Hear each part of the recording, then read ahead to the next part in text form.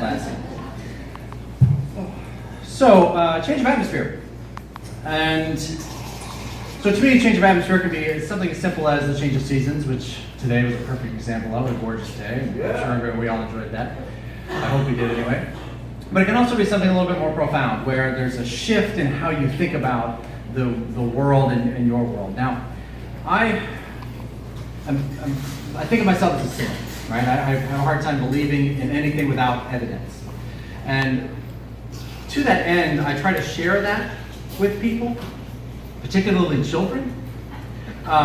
So one of my favorite things to do is to tell children tall tales, right? Just like wildly tall tales. I tell them these stories until they strain such credulity that they stop believing me, okay? And there's a moment where you can see they go, oh, wait a minute.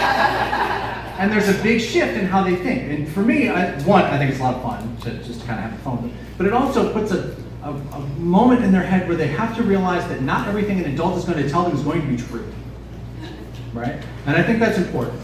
Now, some people think that makes me a jerk, but I'll leave that to you decide. So a couple of examples of this. I once tried to convince my niece that rubber was harvested from rubber trees by monkeys in a factory. I almost had her believe it. But my favorite though, I have another niece, and I convinced her for a long time that reindeer could actually talk. And that Rudolph the Red-Nosed Reindeer wrote a novel.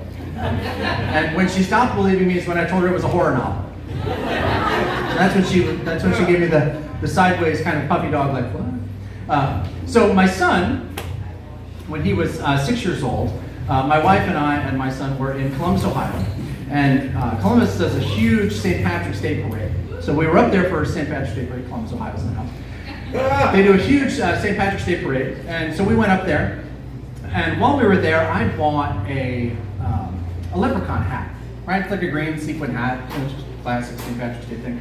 And it's got sequins on it and it's shiny. And clearly my son didn't see me buy this thing. I bought it off some cart, right? He clearly didn't see me buy it. So I put it on and he says, Daddy, where'd you get the hat?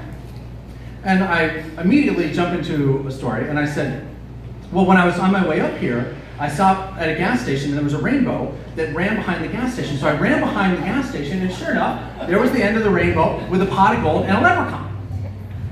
And his eyes got real big and I said, yeah, I said, it was amazing. I told the leprechaun, I said, hey, I found her at the end of the rainbow, do I get the pot of gold? He says, oh no. And of course, the whole Irish accent, no, you don't get nothing. You don't get no pot of gold, you get nothing. And he's completely engrossed in this story. And he said, no, you can't have the gold. And I said, well, what do I get? He says, oh, you get nothing. And he jumps up, he kicks me in the nuts, I grab his hat, and he disappears.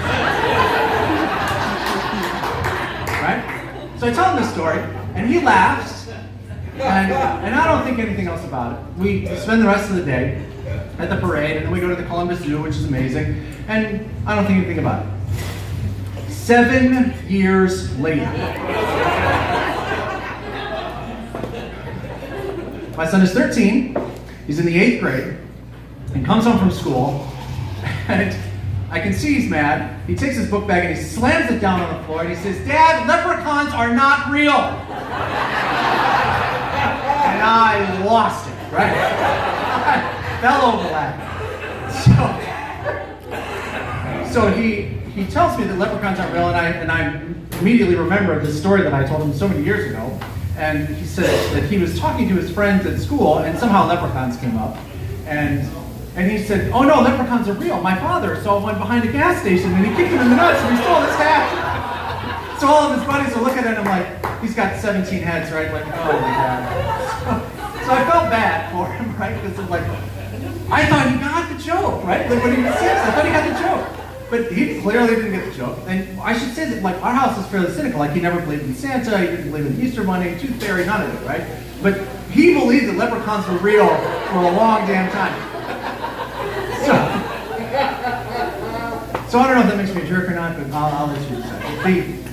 So now he's older, he's 22 years old, he's in the Navy, he's married, he's got a dog, and eventually he's going to have kids, and he'll have access to nieces and nephews that he can tell these kinds of stories to. And I'm looking forward to that time because I will back up every story he has to tell so that he can have the joy of having one of those kids come to him years later to yell at him that this thing was not true. And I hope that I'm there when that happens. So, thank you.